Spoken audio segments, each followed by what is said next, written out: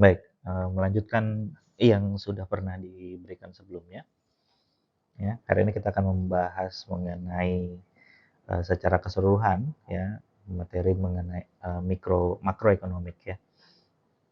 Kalau sebelumnya sudah dijabarkan mengenai pengantarnya ya, sisi apa yang diulas, nah kita masuk kepada, mungkin enggak semuanya ya, jadi ini sedikit saja, nanti kita fokus pada pertumbuhan dan, pembangunan saja. Baik, secara umum gambaran makro itu terbagi jadi beberapa bagian ya. Yang saya jelaskan nanti yang paling banyak ya di bagian pertama mengenai production dan welfare ya. Antara produksi dan kesejahteraan. Dari semua kegiatan yang dilakukan di mikro ya, maka ujungnya adalah kalau kemarin kita sudah sampai kepada penetapan harga gitu, bagaimana harga terbentuk dan lain sebagainya. Nah, kemudian bagaimana harga yang muncul di pasar itu, apakah dia menumbuhkan hasrat konsumsi masyarakat atau enggak gitu ya.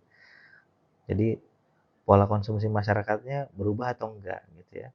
Nah, ini berkaitan dengan apa yang terjadi di mikro dari interaksi antara penawaran dan permintaan yang terjadi di sana. Nah, apakah dia punya dampak yang positif ya. Maka nanti ujungnya apakah semua orang mampu memenuhi kebutuhan hidupnya gitu ya. Makanya di sini diulas berkaitan dengan kesejahteraan. Kalau semua orang mampu memenuhi kebutuhan hidupnya ya bisa dikatakan dia sejahtera ya. The most important measurement of an economy is gross domestic product ya. Dalam kajian makro alat ukur ya. Ini disebut sebagai alat ukur ya. Jadi kalau mau ngukur ekonomi itu biasanya pakai GDP gitu. Hampir di seluruh negara di dunia itu ukurannya GDP. Apa itu GDP ya? Atau disebut gross domestic product atau di bahasa Indonesianya produk domestik bruto gitu, PDB gitu ya istilahnya gitu ya. Yang merupakan statistical indicator that tries to measure the total value of the goods and services. Ya, jadi dia adalah indikator untuk mengukur total nilai atau ukuran ya. Apakah barang dan jasa yang diproduksi itu, nah itu berkaitan dengan kinerja satu negara gitu dalam satu periode. Nah, di sini GDP tadi, kalau tadi disebut sebagai ukuran gitu ya. Sebenarnya GDP itu apa sih? Ya, dia adalah total produksi. Ya, kalau misalkan eh, satu di Indonesia contohnya, di Indonesia berapa total produksi yang dihasilkan? Ini dalam hal tidak mendikotomi orang lain yang melakukan produksi. Bahasa orang lain itu artinya ada asing ya. Kalau misalkan kita sebut eh, SPBU misalnya ya atau kilang minyak gitu. Kilang minyak itu yang berdiri di Indonesia kan bukan hanya Pertamina ya, tapi ada ExxonMobil juga gitu ya, terus ada Shell juga gitu ya. Nah, ini tidak peduli siapa orang yang memproduksi, yang jelas semua sumber daya yang dihasilkan dari dalam satu negara, nah itu dihitung sebagai hasil produksi ya. Makanya dia menyebutkan sebagai value-nya ya. Value yang dihasilkan apakah itu berkaitan dengan barang ataupun berkaitan dengan jasa. Ya. Apakah GDP ini menjadi satu hal yang memang ukurannya di situ gitu ya. Tapi kalau sebelumnya kita gambarkan, ini kalau kita gambarkan Indonesia misalkan ya, ini satu wilayah Indonesia gitu ya. Ini ada Sumatera, ini ada Jawa gitu ya, ini Kalimantan ya. Ini sampai Irian lah ya. Nah, ini wilayah Indonesia ya. Semua produksi yang terjadi di dalam negeri ya, kemudian dihitung value-nya, nah ini jadi ini ya, jadi GDP ya. Perkara di sini ada Freeport misalkan, terus di Cepu ada apa, nah, ada ExxonMobil ya, kemudian di Kalimantan ada perusahaan sawit punyanya asing juga ada tuh, saya lupa namanya apa ya. Nah ini seperti itu, perkara yang produksi siapa ya, atau di Jawa kan banyak perusahaan Jepang ya, Honda, Yamaha, Toyota, ya gitu ya. Ini semua perusahaan ini bekerja bukan hanya untuk Indonesia, bukan ya. Dia mengelola sumber daya yang ada di Indonesia gitu ya. Kemudian hasilnya ya untuk negaranya juga gitu ya, kembali ke Indonesia juga ya.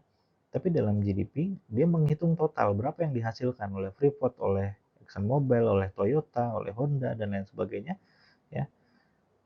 Berapa produksinya? Nah, itu dihitung menjadi hasil produksi domestik ya dalam negeri ya. Makanya kalau misalkan di total hasil produksi kita tuh besar sekali ya. Nah, kemudian apakah dia menjadi ukuran yang pas gitu ya atau menjadi satu alat ukur yang bagus gitu ya untuk menunjukkan bahwa uh, ekonomi satu negara itu bagus gitu ya atau sejahtera gitu ya. Ya. GDP per person tell us the income and expenditure of the average person in the economy. Jadi ukurannya GDP ini turunannya akan menjadi uh, ukurannya pendapatan per kapita. Ya, seperti yang sudah pernah saya singgung, ya, saya pernah singgung ya terkait pendapatan per kapita. Apakah cukup layak gitu ya dengan atau misalkan apakah benar gitu ya pendapatan per kapita Anda itu sebesar itu gitu ya. Ya kalau Anda cek lagi di 2023 mungkin sudah ada data terakhir 2022 ya. Sudah ada datanya berapa pendapatan per kapita di 2022 gitu ya. Apakah itu mewakili pendapatan di setiap orang gitu ya. Karena di GDP kan pembaginya adalah jumlah penduduk ya, untuk jadi ini ya. Makanya disebutkan GDP per person tell us the income and expenditure of the average person in the economy. Jadi dia akan menjadi satu ukuran, oh berarti pendapatan satu orang ya, satu warga negara itu sekian, gitu ya. Nah makanya because most people would prefer to achieve higher income ya. Jadi kalau misalkan uh, ukurannya GDP ini kan tergantung siapa yang banyak memproduksi di sini ya gitu ya dan berapa banyak yang kembali gitu ya, berapa banyak yang kembali tapi uh, terkadang kajian itu kan nggak sampai detil ke sana gitu ya. Jadi taunya GDP-nya besar, oh berarti income-nya besar dan berarti oh dia menikmati ya disebutnya enjoy higher expenditure gitu ya. Dia menikmati hasil yang besar gitu ya. Jadi secara disebutkan GDP per person seems a natural measure of the economic well-being of the average individual. Jadi secara individu itu bisa dikatakan masyarakatnya makmur secara individu. Nah, sekarang nanti tinggal dikembalikan apakah benar ya yang terjadi seperti itu. Beberapa beberapa tokoh ya mungkin salah satunya ya di zaman lampau ya menurut Robert Kennedy. Ya, Robert Kennedy ini adalah adiknya Presiden Amerika ya tahun uh, John Kennedy tahun berapa ya? Saya lupa gitu ya. Pokoknya ini adiknya gitu ya. Nah, ini Robert Kennedy adiknya John Kennedy ya, Presiden Amerika pada masa itu ya, 1968 ya. Jadi ketika kakaknya jadi presiden, nah dia jadi senator gitu ya. Nah, dia mempertanyakan ya, beliau ini mempertanyakan ya beberapa pertanyaan ya. Apakah berkaitan dengan gross domestic product ya karena tadi perihal pihak yang melakukan produksi di dalam negeri ya itu bukan hanya negaranya saja gitu tapi ada negara lain gitu ya, yang juga mengelola gitu ya. Ya GDP ya dikatakan uh, does not allow for the health of our children gitu ya. Jadi menurutnya itu GDP itu belum tentu bisa menjamin kesehatan anak-anak, belum tentu. Atau kemudian kualitas edukasinya gitu ya. Atau kemudian kesenangannya dalam bermain atau fasilitas bermain yang memadai gitu ya. Di Indonesia gitu ya, kemarin beberapa pengamat psikologi anak menyebutkan sekarang apalagi di kota-kota itu kekurangan lahan untuk bermain kan gitu ya, dibilangnya gitu ya. Ya padahal pendapatannya besar gitu. Nah, itu contohnya gitu. Makanya disebutkan ini pada dari zaman dulu ya, 1968 itu menjadi satu pertanyaan gitu. Apakah GDP itu bisa memastikan hal itu gitu ya. Kemudian disebutkan it does not include the beauty of our poetry of the strength of our marriage gitu ya. Jadi apakah mungkin dia atau dia nggak nggak bisa mengukur satu keindahan gitu ya, disebutkan puisi atau ada jaminan berkaitan dengan pernikahan gitu ya, atau meningkatnya intelijen publik gitu ya, kecerdasan masyarakat itu akan meningkat gitu ya. Itu nggak ada yang bisa menjamin itu gitu ya. Ya, kenapa dipertanyakan gitu? Ya karena tadi belum tentu sumber daya yang diproduksi itu akan kembali ke negaranya. Sehingga nggak ada jaminan-jaminan yang berkaitan dengan hal-hal yang bisa disebutkan ini mendasar ya, nggak ada jaminan gitu ya. It measure everything ya, atau mengukur semuanya gitu ya dalam jangka pendeknya ya, except that which make life worthwhile gitu ya. Jadi yang apa uh, hidupnya layak gitu, apakah bisa mengukur itu gitu, karena berkaitan ada kemungkinan mungkin termasuk di Amerika juga ya, GDP-nya tinggi belum tentu semua masyarakatnya itu hidupnya sejahtera gitu ya.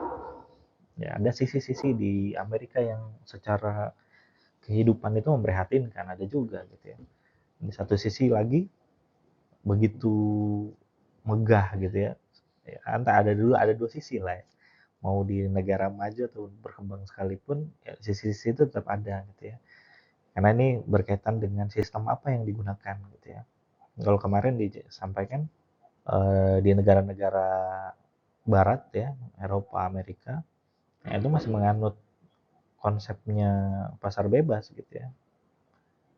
Jadi makanya kalau di sana ya secara kehidupan yang kaya semakin kaya gitu ya, yang sederhana ya selamanya seperti itu gitu. Jadi belum tentu dia bisa melakukan lompatan-lompatan karena segala sesuatunya dikaitkan kepada bagaimana pasar itu bisa kerja gitu ya. Pun di Amerika gitu, sehingga Robert Kennedy ini mempertanyakan gitu ya, pada masa itu gitu ya, apakah mungkin GDP ini bisa jadi ukuran yang pasti dan bisa menjamin gitu ya. Nanti kenapa dia masih bisa digunakan untuk jadi ukuran? Ya karena secara praktek gitu ya, mungkin di negara kita nggak begitu ya. Nah ini terjadi gitu di beberapa negara. Banyak yang dikatakan oleh si Robert Kennedy ini benar gitu ya. Memang nggak bisa menjamin gitu ya. Kenapa? Tergantung bagaimana negara itu ngelola. Nah, tapi beberapa yang pertanyaan-pertanyaan ini terjawab ya. Karena di beberapa negara yang melakukan penerapan GDP sebagai ukuran itu, ya ini faktanya disebutkan does in fact help us lead better life ya. Jadi faktanya dia membawa kehidupan itu jadi semakin baik gitu ya. Disebutkan GDP does not measure the health of our children gitu ya, but nation with larger GDP can afford better healthcare for their children gitu ya. Nah, tapi negara yang punya GDP besar, nah, dia bisa menyediakan apa? Dia bisa menyediakan jaminan kesehatan. Pertanyaannya, nah bagaimana dengan kita gitu? GDP kita gede gitu ya, jaminan kesehatannya gimana? Ini kan, nah ini nanti akan jadi case yang menarik untuk di negara-negara berkembang gitu ya, atau yang kalau di kita udah masuk negara maju ya, tapi secara umum rata-rata masih di kategori negara menengah lah, karena fluktuasinya masih cukup banyak gitu ya. Nah kemudian GDP does not measure the quality of their education ya. Jadi GDP itu nggak bisa ngukur kualitas edukasinya. Kemudian dijawab di beberapa negara ya, tapi ya nation with larger GDP can afford better educational system ya. negara dengan GDP yang besar itu bisa menyediakan sistem pendidikan yang bagus. Anda kalau mau setelah lepas dari sini mau cari beasiswa ke luar negeri itu banyak. Bahkan di beberapa negara itu pendidikan ya, maksudnya benar-benar gratis gitu ya. Kalau Anda kan gratis nggak yang Anda dapatkan gitu. Pendidikan dasar lah ya, 12 tahun. 12 tahun. Iya benar ya, 12 tahun dari SD sampai SMA gratis nggak gitu ya. Gratis Pak, nggak bayar SPP gitu ya. Tapi kan beli seragam gitu ya, beli buku gitu ya, dan lain sebagainya kan gitu. Tetap ada sesuatu yang dikeluarkan gitu ya. Sementara di negara-negara yang sudah lama mengelola di GDP dengan sistemnya mereka, itu bisa menyediakan sistem pendidikan yang mumpuni gitu. Ya, fasilitasnya tidak tertinggal. Gitu. Kalau di kita SD aja masih ada istilah SD Impres kan gitu ya. Nah, SD Impres itu berarti ketinggalan banget tuh gitu ya. Ya. Berikutnya, GDP does not measure the beauty of our poetry. Ya, but nation with larger GDP can afford to teach more of their citizen to read and enjoy poetry. Ya. Jadi secara umum keseluruhan, ya beberapa hal yang menjadi pertanyaan atau ya akan berbuah satu kekhawatiran gitu ya. Kenapa harus GDP gitu? Padahal yang produksi bukan kita aja gitu ya. Nah ini uh, akan jadi satu perbedaan. Kalau uh, pengelolaan di beberapa negara ya yang masuk kategori negara yang besar itu, mereka punya rule gitu ya. Ketika negara mau berinvestasi di negaranya gitu ya. Bukan sekedar berapa persen yang akan kita dapatkan gitu ya. Nah, tapi bagaimana proses hasil sumber daya yang dikelola itu keluar gitu. Nah, itu rule-nya dipakai gitu ya. Jadi bahasanya bahasa sederhananya saya yang punya sumber daya gitu ya. Artinya secara keseluruhan yang banyak ngatur harusnya saya kan gitu ya. Ini yang mungkin beberapa hal di kita itu belum terjadi gitu ya. Ya, sehingga pertanyaan-pertanyaan yang muncul ya dari Robert Kennedy ini itu beberapa hal atau sebagian besar itu bisa dijawab gitu ya dengan memunculkan satu kondisi di mana bahwa GDP yang besar itu mampu mengatasi itu ya. Nah, ini dalam hal kaitannya jika dikelola dengan baik gitu ya.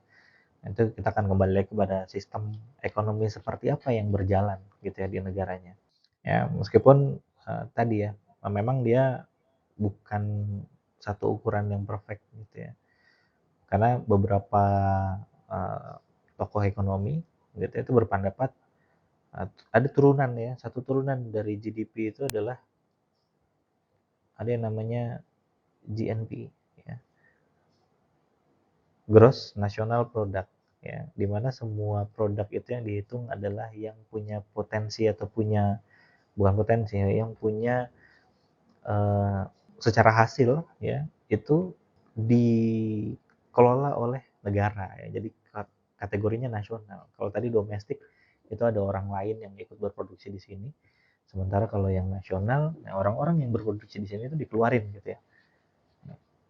Yang dihitung hanya berapa persen yang didapatkan. Kayak tadi contoh Freeport produksinya berapa gitu ya. Nah kemudian dari produksinya Freeport yang masuk ke Indonesia berapa? Misalkan 30% ya. Dihitung 30%-nya gitu ya.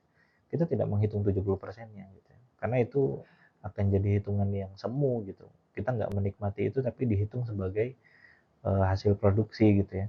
It omits some things that contribute to a good life ya, such as leisure ya. Suppose for instance that everyone in economy suddenly start working every day of the week ya, rather than take makro. Yang pertama berkaitan dengan unemployment. Kalau secara produksi tinggi, gitu ya, kemarin terakhir tingkat pengangguran di Indonesia itu tambah gitu ya, naik gitu ya, terakhir naiknya berapa persen saya lupa ya kemarin. Harusnya apa? Ketika produksinya bagus, kesejahteraannya dianggap bagus, maka ini bisa diatasi. Ya. Yang mungkin terjadi itu hanya dua, sementara dan terselubung. Nah, kalau terselubung itu ada tuh. Pengangguran terselubung. Itu adalah orang-orang yang masuk dalam angkatan kerja tapi belum bekerja. Ya, angkatan kerja itu di atas 15 tahun. Ya. Ada umur sudah di atas 15 tahun tapi belum bekerja, nah masuk kategorinya pengangguran terselubung. Yang boleh ada nih, ya, pengangguran yang boleh ada itu cuma 2 ini doang gitu ya. Kalau produksinya itu bagus gitu ya. Yang kedua pengangguran sementara. Ya. Ketika Anda lulus kan nggak langsung kerja. Ya. Ada jeda waktu gitu ya. Nunggu SK bahasanya gitu ya.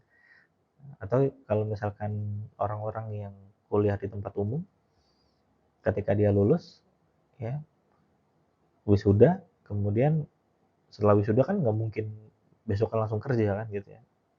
Dia masukin lamaran kemana-mana gitu ya, kemudian nunggu gitu ya. Nah waktu menunggu untuk sampai dapat pekerjaan, dia masuk kategori pengangguran. Ya. Nah ini ritmenya harus dijaga gitu ya. Ya. Kalau misalkan ada muncul apa namanya dirumahkan gitu ya, pegawai dirumahkan atau di PHK, ada PHK massal ya misalkan gitu. Nah berarti produksinya itu tidak sedang baik-baik saja gitu. Kita akan kembali ke poin yang tadi gitu, berkaitan sama produksi dan kesejahteraan. Artinya nilai GDP yang muncul itu semu gitu ya. Kalau kemarin disebutkan GDP kita naik, tapi Menteri Ketenagakerjaannya juga menyebutkan bahwa penganggurannya naik gitu ya. Nah berarti itu produksinya untuk siapa gitu ya, dia lari kemana gitu. Artinya apakah porsi yang didapat di Indonesia untuk pengelolaan sumber dayanya itu cukup besar atau enggak. Nah ini berkaitan dengan tenaga kerjaan ya. Nah, kemudian inflasi ya. Kondisi di mana uh, terjadi peningkatan harga gitu ya, atau peningkatan nilai ya. Lebih kepada nilai ya, karena kalau secara nominal uang itu ya nilainya segitu ya, 1.000 ya tertulisnya 1.000 gitu ya. Nah tapi value-nya setiap negara pasti mengalami inflasi. Nah tapi bagaimana dia bisa memanage ya, bagaimana bisa memanage inflasi yang terjadi ya. Dan kalau bisa inflasinya ini berkaitan dengan value-nya saja ya, yang apa namanya bisa diatasi dengan kebijakan yang minim gitu ya. Jadi karena ekonomi itu kan grafiknya kan fluktuasi itu ya. Nah, kalau naik nggak banyak-banyak, kalau turun nggak banyak-banyak gitu ya. Jadi kalau misalkan digambarin apa namanya eh, kurva yang besarnya gitu, ini gini-gini aja nih. Oh, jangan sampai begini gitu ya, wah itu bahaya gitu ya. Ya kemarin kita begini nih, nah, naik nih, ketika dolar sampai 18.000, nah itu bahaya tuh. Daya beli masyarakat pasti turun. Ya. Ini pasti terjadi karena dia merupakan efek dari demand supply. Ya. Bukan individu, tapi satu negara berkaitan sama negara lain. Ya. Nah, berkaitan dengan negara lain, inflasi. Ya. Kemudian neraca. Kalau kita urut dari yang produksi tadi, ya bagaimana produksi satu negara gitu ya. Nah, harusnya kalau produksinya bagus, nggak ada pengangguran gitu ya. Pengangguran yang terjadi cuma dua ini aja. Gitu ya. Nah artinya semua barang yang diproduksi itu mampu digunakan dan masyarakat mampu belinya karena kalau GDP-nya gede, pendapatan per kapitanya gede kan gitu ya. Berarti tingkat inflasinya kecil kan gitu. Secara value barangnya tidak turun gitu ya. Value uangnya itu juga nggak turun gitu ya. Kalau turunnya dikit gitu ya. Nah ini akan berkaitan dengan bagaimana secara keseluruhan neraca yang terjadi dalam satu negara. Kalau Anda cari laporan uh, keuangan ya yang dikeluarkan oleh Kemenq gitu itu dan neraca ya, ada neraca.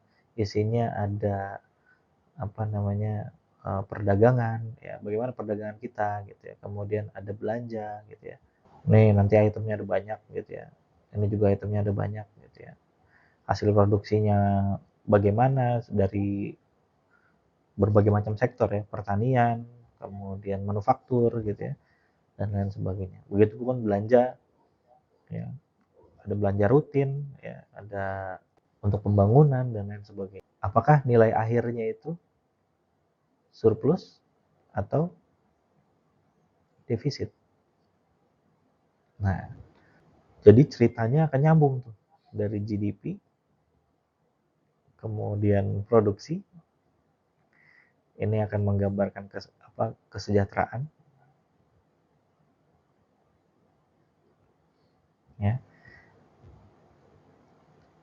Kalau GDP-nya besar, digambarkan pendapatan per kapita satu orang itu besar gitu ya. Kemarin 2021 itu di 60 berapa gitu ya, 60-an juta ya. Setahun 60 apa 80 ya. Nanti dicek lagi ya. Artinya kalau GDP-nya besar harusnya neracanya surplus ya. Karena setiap orang itu bisa memenuhi kebutuhan gitu ya. Nah, kalau dia jadinya defisit itu kan jadi pertanyaan gitu ya. Kan GDP-nya besar. Kemana dia gitu ya? Apakah produksi itu lebih banyak lari keluar atau masuk ke negara gitu ya. Dari sekian banyak hal ini, nah, itu akan menjadi gambaran ini. Bagaimana posisi negara tersebut terhadap negara lain, negara tetangganya atau satu regionalnya ataupun satu dunia.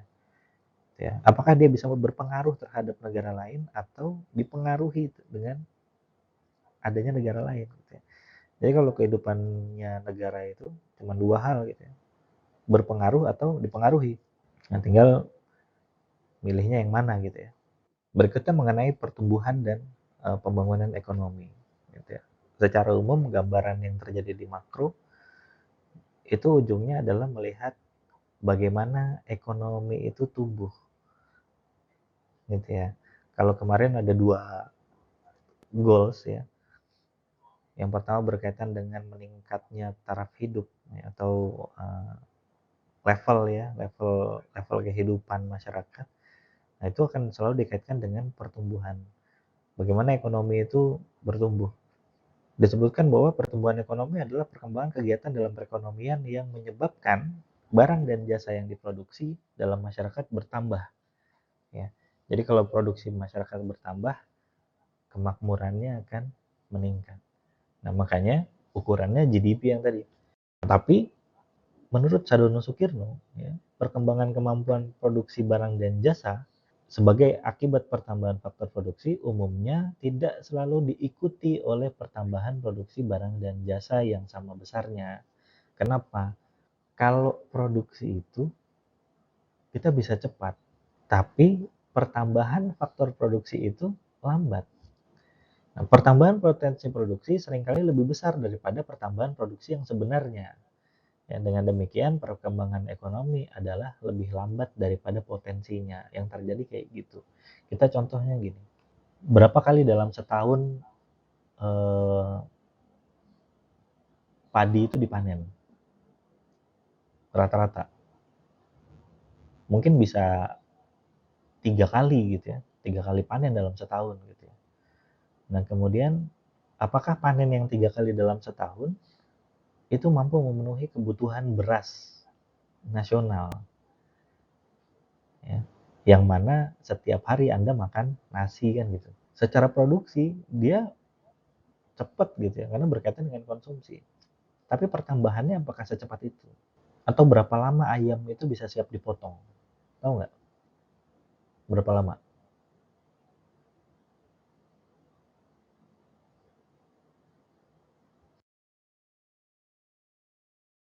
Berapa lama kira-kira ayam itu siap dipotong?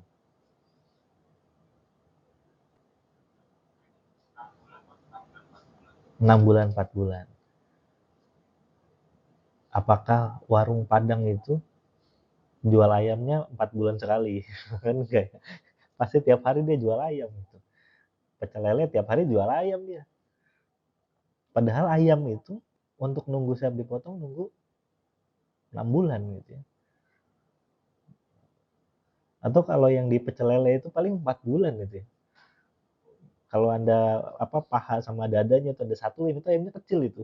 Nggak sebesar, yang ini ya, indukannya gitu ya. Itu seperti itu, ya. Makanya, jadi secara perkembangan itu lambat gitu dibandingkan dengan potensinya ya, karena ada apa namanya ya, selisih waktu yang cukup banyak gitu ya, antara orang melakukan konsumsi dengan pertumbuhan faktor produksinya gitu ya. Itu berkaitan dengan itu. Atau, apalagi, buah lah gitu ya. Buah juga sama gitu ya. Orang nunggu pohon berbuah itu lama gitu ya.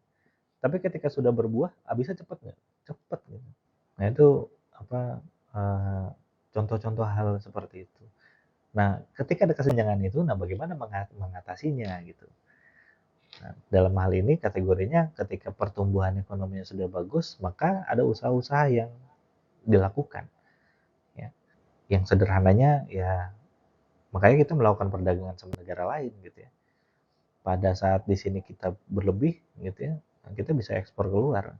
Pada saat di sini kurang, nah kita bisa impor ya ke dalam gitu ya. Nah, besarannya nah itu diatur gitu ya. Jangan sampai di sini produksinya banyak tapi tetap impor gitu ya. Jangan sampai seperti itu. Nah, sementara pembangunan ekonomi adalah suatu proses kenaikan pendapatan total ya, dan pendapatan per kapita dengan memperhitungkan adanya pertambahan penduduk disertai dengan perubahan fundamental. Ya. Perubahan fundamental dalam struktur ekonomi suatu negara dan pemerataan pendapatan bagi penduduk suatu negara. Ya. Kondisinya real, artinya real. Kaitannya apa sih pertumbuhan dan pembangunan? Ya. Pertumbuhan itu belum tentu diikuti sama pembangunan. Ya. Kayak tadi contohnya, kalau GDP-nya gede tapi eh, kesehatan yang nggak bisa dijamin, itu berarti tidak ada pembangunan di situ.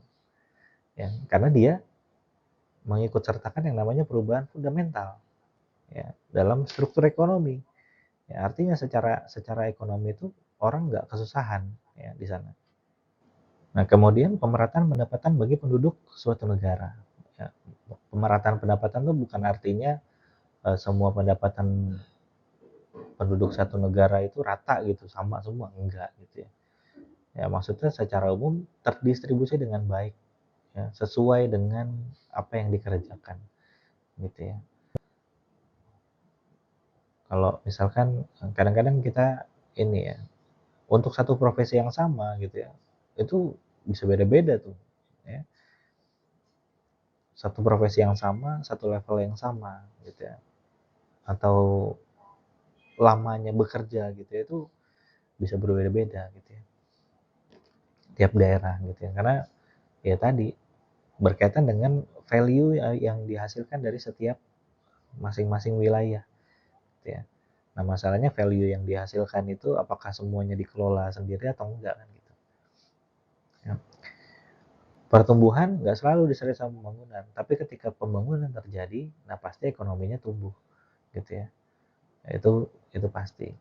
Faktor yang mempengaruhi pertumbuhan dan pembangunan dikelompokkan menjadi dua. Yang pertama, faktor ekonomi, yaitu sumber daya alam, sumber daya manusia, sumber daya modal, keahlian, atau kewirausahaan. Ya. Ketika kita punya sumber daya alam, manusianya bisa ngelola nggak? Ya. Modalnya ada nggak? Kan gitu ya. Nah, kemudian faktor non-ekonominya mencakup kondisi sosial culture yang ada di masyarakat. Ya, keadaan politik, kelembagaan, dan sistem yang berkembang dan berlaku. Ya. Jadi punya sumber daya alam aja nggak cukup. Punya masyarakat yang banyak, bahkan punya skill aja nggak cukup. Gitu ya. Tergantung bagaimana semua itu dikelola. Ya. Makanya ada keadaan politik dan kelembagaan. Ya. Apakah sistem kelembagaan di satu negara tersebut sudah uh, bagus atau belum gitu ya. Bagaimana antara kelembaga itu bersinergi gitu ya. Itu akan berkaitan dengan semua hal itu. Ini adalah perbedaan ya, gambaran perbedaan antara pertumbuhan dan pembangunan ya, yang terjadi di dalamnya. Ya. Pertumbuhan itu proses jangka panjang, nggak bisa terjadi dalam waktu setahun, nggak bisa. Ya. Makanya pada zaman yang lampau eh,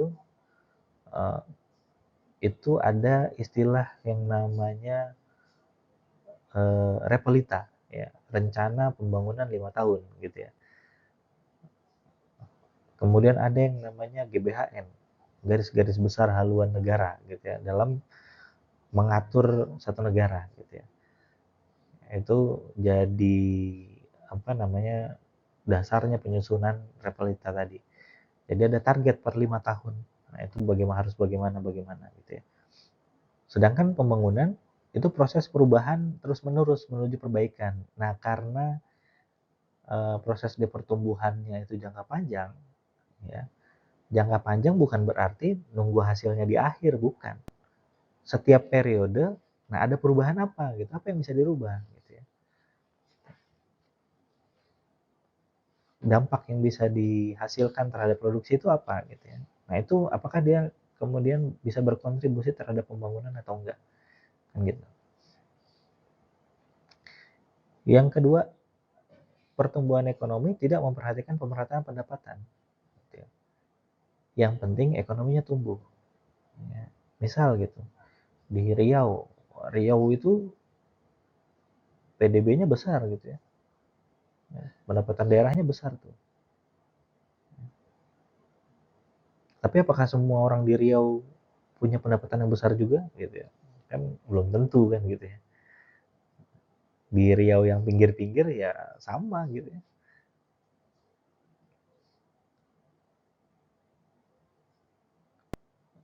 Pembangunan ekonomi memperhatikan pemerataan pendapatan, ya, termasuk pemerataan pembangunan dan hasil-hasilnya, gitu ya. Pemerataan pendapatannya ini tadi ya, bukan artinya sama semua pendapatannya, bukan, gitu ya.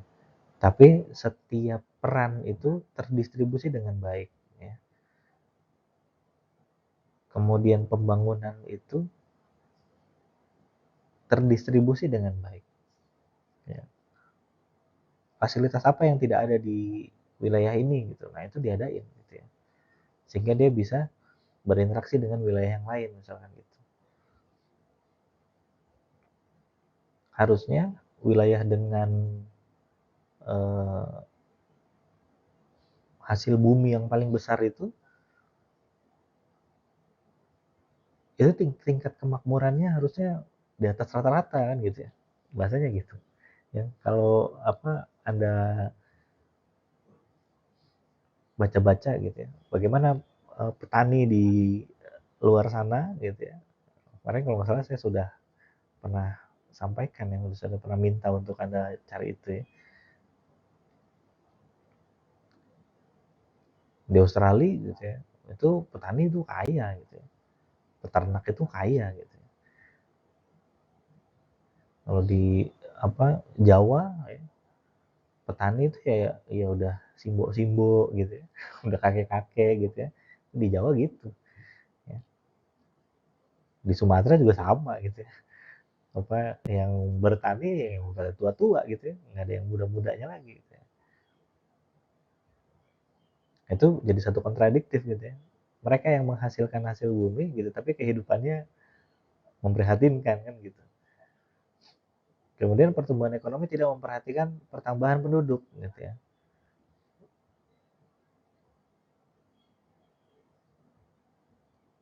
Artinya dia tidak begitu memperhitungkan gitu ya. Dan perhitungannya itu tidak tidak apa detil gitu ya. Nambahnya berapa, yang nambah siapa gitu ya. Nah, makanya ketika GDP diukur ke pendapatan per kapita ya, dia hanya mentotal penduduknya ada berapa dibagi gitu. Mau di situ ada anak kecil, mau di situ ada nenek-nenek, kakek-kakek yang udah nggak kerja gitu ya. Ya itu pokoknya segitu gitu ya. Itu maksudnya tidak memperhatikan pertambahan. Sementara bagi pembangunan ekonomi itu dilihat gitu ya. Karena kebutuhannya anak-anak dan orang dewasa itu beda. Gitu ya. Mana yang harus banyak difasilitasi? Seperti itu. Yang keempat, pertumbuhan belum tentu dapat meningkatkan taraf hidup masyarakat. Karena dengan gambaran pendapatan per kapita yang besar, belum tentu masyarakatnya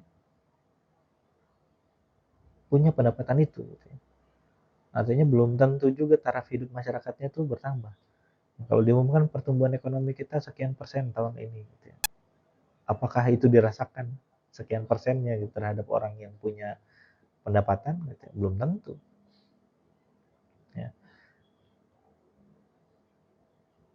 Nah kalau pembangunan, nah itu wajib meningkatkan taraf hidup masyarakat. Gitu ya. Nah, sementara pertumbuhan ekonomi belum tentu disertai dengan pembangunan. Ya. Tapi pembangunan itu pasti dibarengi oleh pertumbuhan. Karena prosesnya gitu.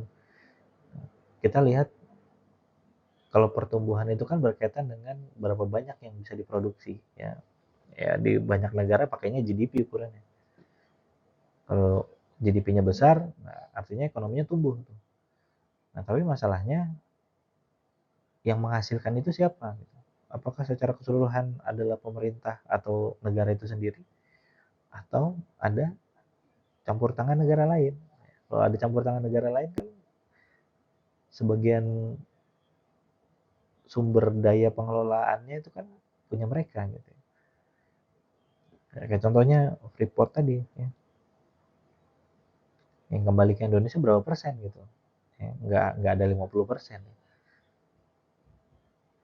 Jadi bisa dikatakan hampir secara keseluruhan tuh lari ke sana gitu. Yang keenam, setiap input dapat menghasilkan output yang lebih. Ya. Jadi kalau inputnya banyak yang dikelola, maka outputnya banyak gitu ya. Meskipun dikembalikan lagi itu outputnya buat siapa gitu. Ya. Sementara di pembangunan, setiap input ya selain menghasilkan output, itu juga ada outcome-nya. Ya. Jadi dia berdaya guna tuh. Ya. Outputnya itu bisa menghasilkan suatu perubahan. Ya. Secara kelembagaan atau pengetahuan teknis. Gitu. Ya. Nah kita sebut outcome-nya. Bukan sekedar output, tapi ada outcome-nya. Ya. Seperti Anda contohnya. Gitu ya. Kalau Anda nggak punya skill, gitu ya, nggak dapat skill yang ada di sini, nggak bisa mengembangkan gitu ya, mengembangkan diri ya selama Anda sekolah di sini, daerah itu yang dapat cuma output doang gitu ya. Orang yang lulus dari STTD gitu ya. Sementara outcome-nya nggak ada gitu. Dan artinya nggak mungkin ada perubahan di sana gitu. Ketika Anda balik ke daerah gitu ya, ditanya apa-apa nggak tahu gitu. Saya ada pertanyaan gitu, ngapain aja kamu di sana gitu. Ya, outcome-nya nggak ada gitu ya. Jadi pembangunannya nggak muncul tuh di situ. Ya, seperti halnya tadi ya. Ketika pertanian itu jadi uh, komoditi utama misalkan gitu ya. Nah, maka orang-orang yang berperan dalam pertanian itu harusnya bukan sekedar menghasilkan output, tapi kehidupannya merana gitu ya. Hasil yang dihasilkan itu mampu meningkatkan taraf hidupnya dia. Harusnya begitu gitu ya.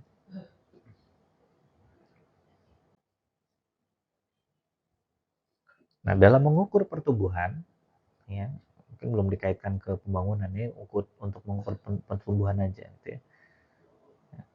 Atau pendapatan nasional, ya, itu disebut sebagai itu. Ya. Jadi jumlah pendapatan yang diterima oleh seluruh rumah tangga keluarga suatu negara dari penyerahan faktor-faktor produksi dalam satu periode. Jadi ketika faktor produksi itu dikelola dalam satu periode, nah maka pendapatan nasional itu bisa didapatkan. Ya. Kalau tadi ukurannya GDP, nah, ini ada step-stepnya, gitu ya. Ketika dia mengukur GDP, ya berarti ukurannya itu pendapatan nasionalnya dia tuh segitu, gitu ya.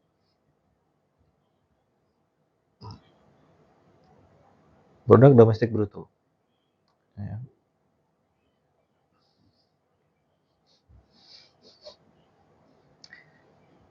Pertumbuhan GDP karena dua hal. Yang pertama, ketersediaan resource atau sumber daya, kemudian peningkatan produktivitas efisiensi penggunaan resource. Ya. Kemudian cara mengukurnya itu dua, ya, total nilai dari produksi produk akhir, kemudian total biaya atau penghasilan input yang digunakan untuk produksi output. Ya. Ini GDP. Jadi dia akan tergantung terhadap resource yang dihasilkan. Nah, resource ini macam-macam tadi. Ada sumber daya alam dan sumber daya manusia, sumber daya modal gitu ya. Keahlian. Singapura, Anda tahu Singapura? Seberapa luasnya?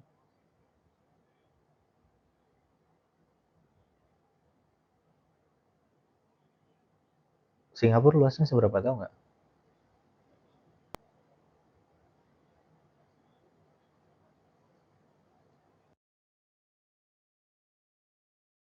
Yang pernah ke Singapura?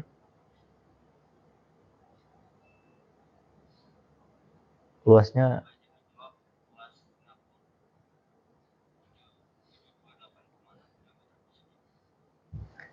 72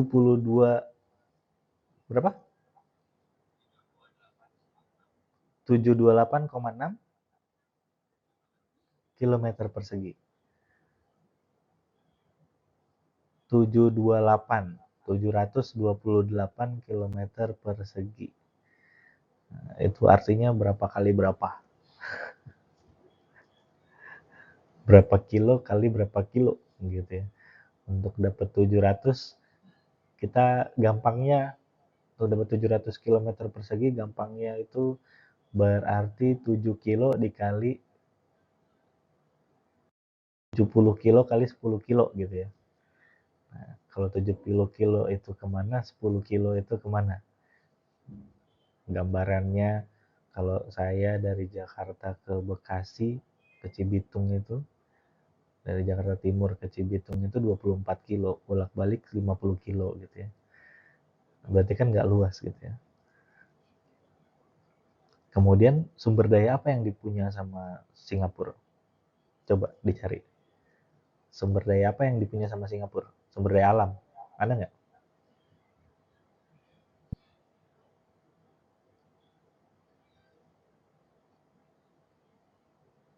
Apa sumber daya alamnya Singapura?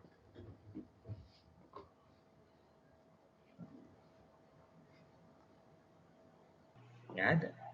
Sumber daya alamnya nggak ada dia. Yang dia punya itu modal, ya, SDM, keahlian. Gitu ya. Itu aja. Gitu. Cuman modal keahlian, ya, keahlian pemasaran gitu ya. Kemudian orang yang punya sumber daya, uang gitu ya, itu bisa ngasih uang itu. Itu efisiensi dalam penggunaan resource. Dia tahu cara pakainya gimana. Maka negara-negara dengan resource yang komplit ya di luar sana, nah itu bisa mencerminkan GDP yang besar, maka secara pengelolaan negaranya juga besar gitu ya. Hal-hal yang dipertanyakan tadi itu bisa diatasi. Nah, kemudian berdasarkan pengukurannya, ya, itu yang pertama berkaitan dengan total nilai dari aliran produk akhir. Yang kedua adalah total biaya atau penghasilan input yang digunakan untuk produksi output. Ya. Jadi dia tahu nilai akhir produknya itu berapa. Kemudian total biayanya berapa. Ketika disandingkan berapa. Ya.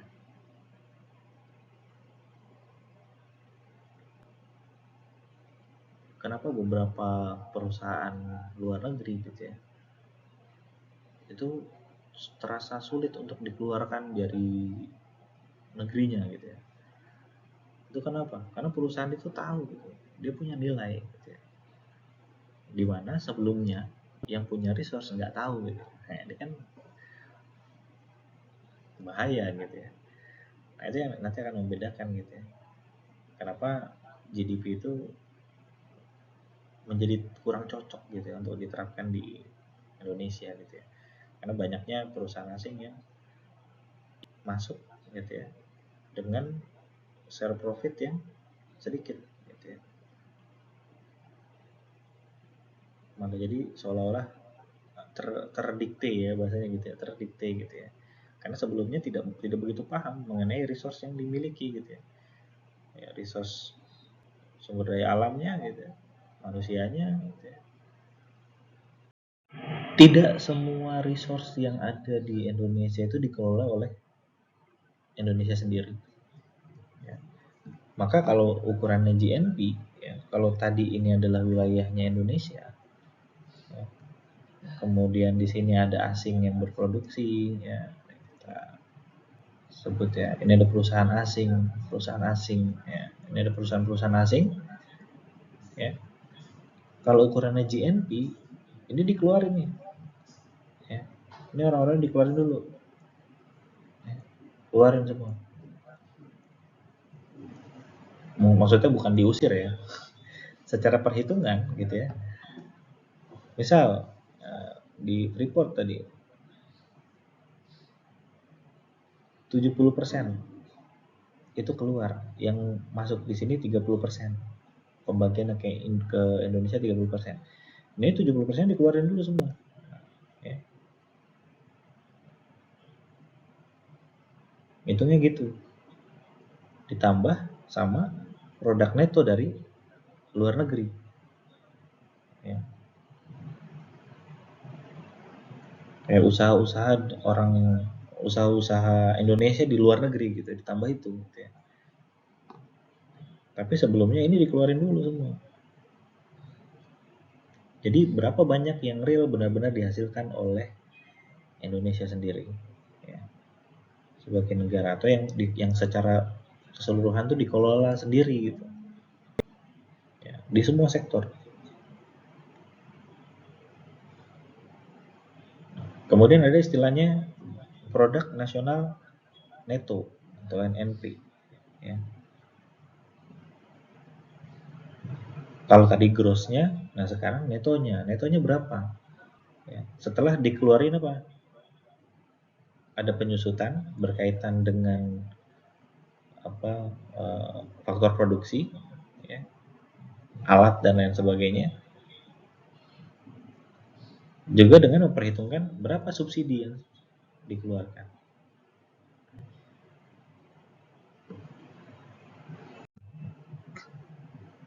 Turunannya lagi jadi pendapatan nasional neto ya, net national income ya. Pendapatan yang dihitung menurut jumlah balas jasa yang diterima oleh masyarakat sebagai pemilik faktor produksi ya. Kalau kemarin di awal di siklus ekonomi ya, yang punya faktor produksi itu masyarakat, yang punya sumber daya alam ya. Sumber daya manusianya juga masyarakat itu sendiri gitu ya.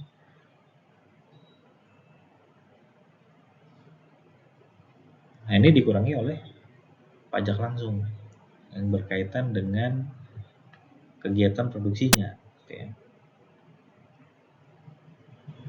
Nah terakhir personal income ya.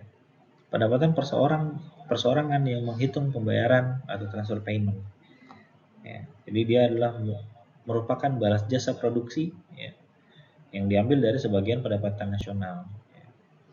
Contoh seperti dana pensiun, tunjangan sosial ya. Meskipun nggak semua masyarakat punya dana pensiun ya. Nah kalau tunjangan sosial pasti dapat gitu ya masyarakat gitu. Dan lain sebagainya ya. Nah yang terakhir adalah disposable income ya, pendapatan yang siap dibelanjakan.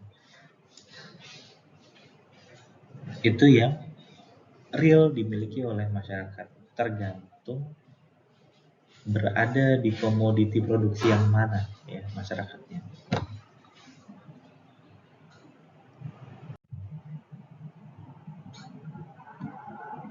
Beberapa faktor yang mempengaruhi pendapatan nasional diantaranya adalah permintaan dan penawaran ya, tapi dihitung secara agregat ya. Secara keseluruhan barang dan jasa yang akan dibeli oleh sektor ekonomi pada berbagai tingkat harga ya. Kemudian penawaran agregat menunjukkan hubungan antara keseluruhan penawaran barang-barang dan jasa yang ditawarkan oleh perusahaan dengan tingkat harga tertentu.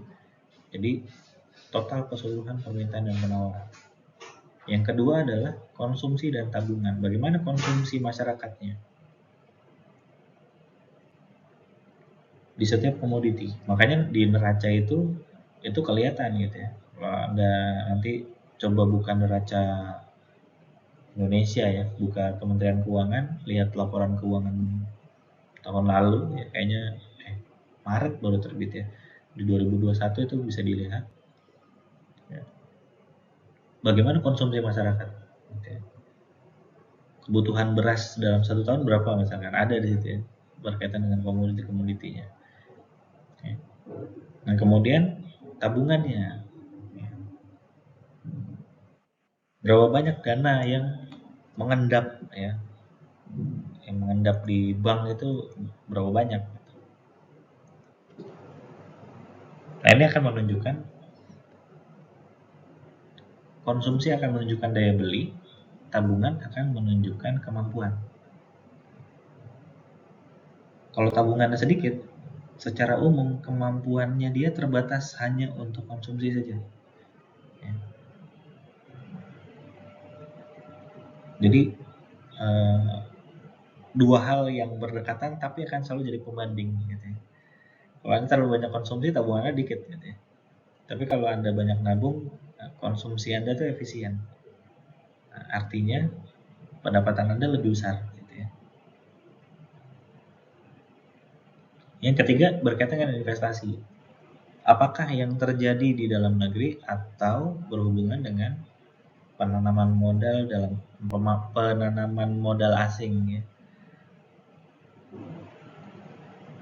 Yang investasi dalam negeri sendiri atau dari luar juga. Ya. Itu akan berpengaruh. Ya.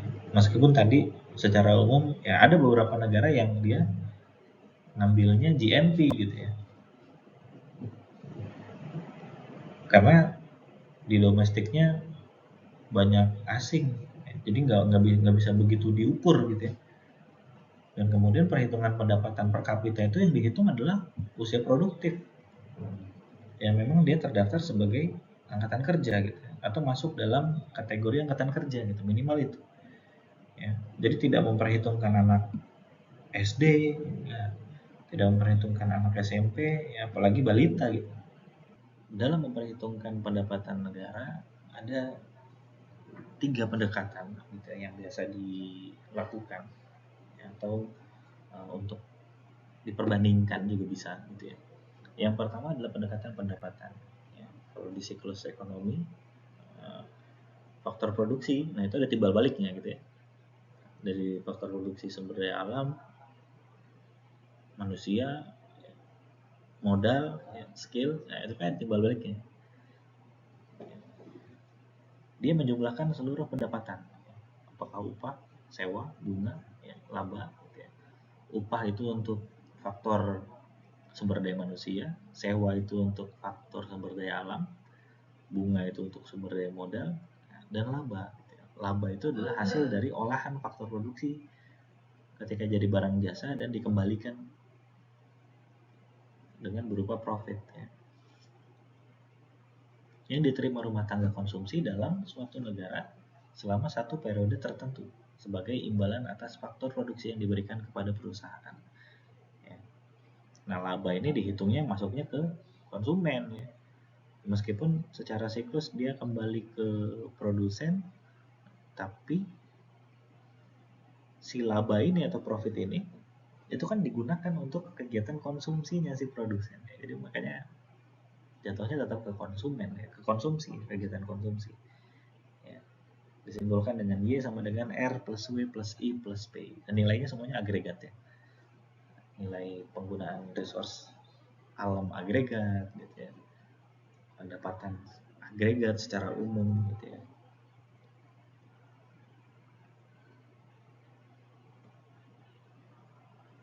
Yang kedua, pendekatan produksi ya, dengan cara menjumlahkan nilai seluruh produk yang dihasilkan suatu negara ya. Jadi di breakdown berdasarkan bidangnya, apakah industri, agraris, ekstraktif, jasa, niaga atau lainnya ya. selama satu periode tertentu. Ya. Dan ini menjadi perhitungan yang paling kompleks. Ya. Paling kompleks tuh ini. Ya. Karena dia membagi komoditinya, misalkan otomotif ya, manufaktur ya, manufaktur ada otomotif. Nah, ini kan kepecah lagi nih, mobil, motor, ini kepecah lagi ya. Jenisnya SUV, MPV kan gitu.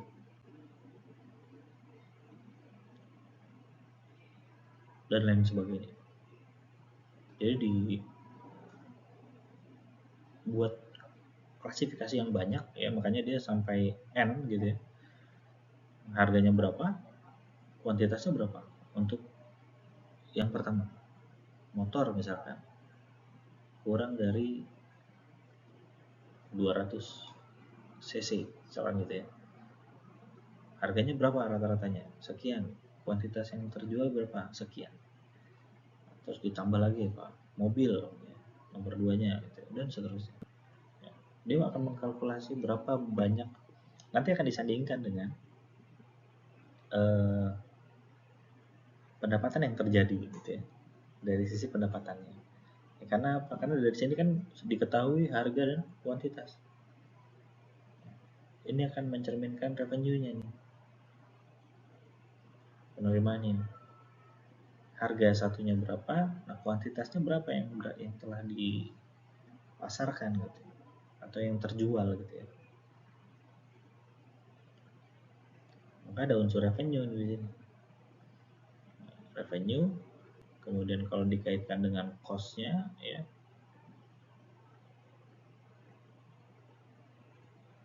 maka di sini akan ada ketemu labanya kan gitu. Ya, ujung-ujungnya ke situ gitu. Nah, terusnya ke sana lagi. Ini pendekatan.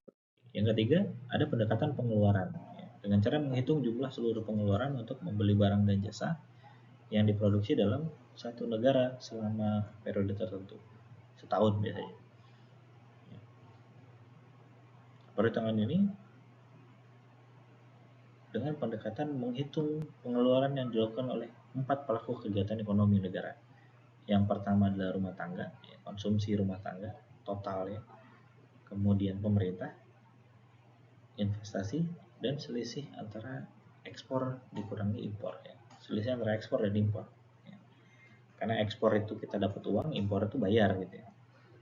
Beli artinya gitu. Kalau ekspor kan jual, kalau impor beli. Disimbolkan dengan dia sama dengan C plus I plus G plus X min M. Ya.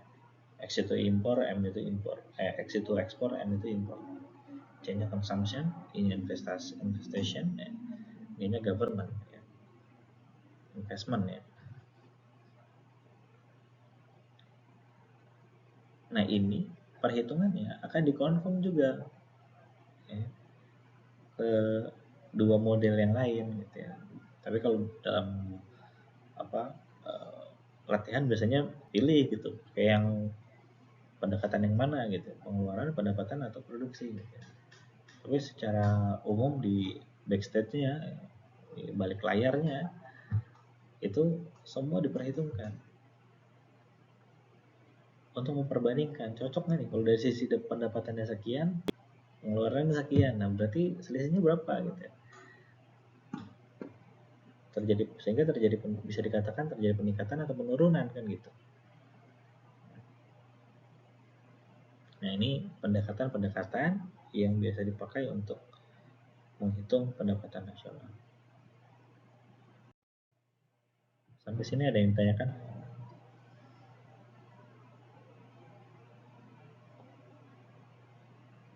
Ada?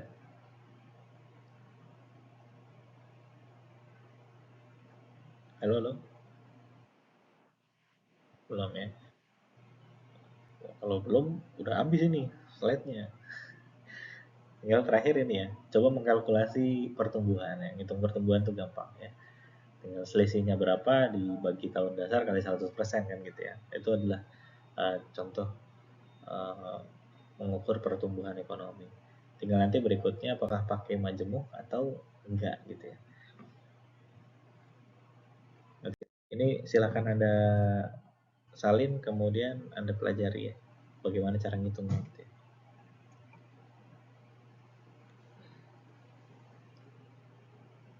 Kalau nggak ada pertanyaan, ini mungkin pertemuan terakhir kita ya. Untuk satu pertemuan itu diganti tugas kemarin ya, tugas yang esai gitu ya. Jadi pertemuan 13 itu ke esai yang kemarin gitu ya. Dan ini yang harusnya pertemuan di minggu lalu ya. Begitu.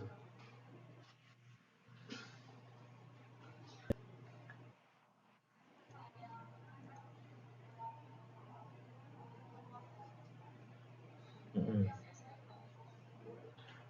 Yang esai itu jadi pengganti pertemuan juga, yang tugas esai itu.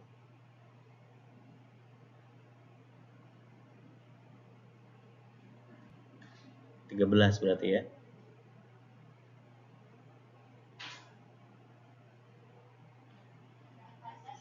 Ya, 14 yang ini. Oke. Jadi udah full total ya. Ada pertanyaan sampai sini?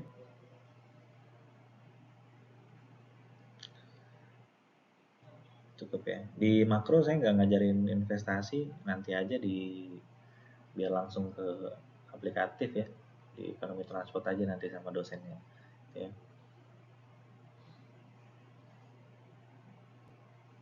Untuk tugas yang belum mengumpulkan itu segera dikumpulkan ya.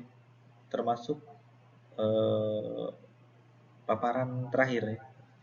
Tugas paparan kemarin tuh yang belum dikumpulin.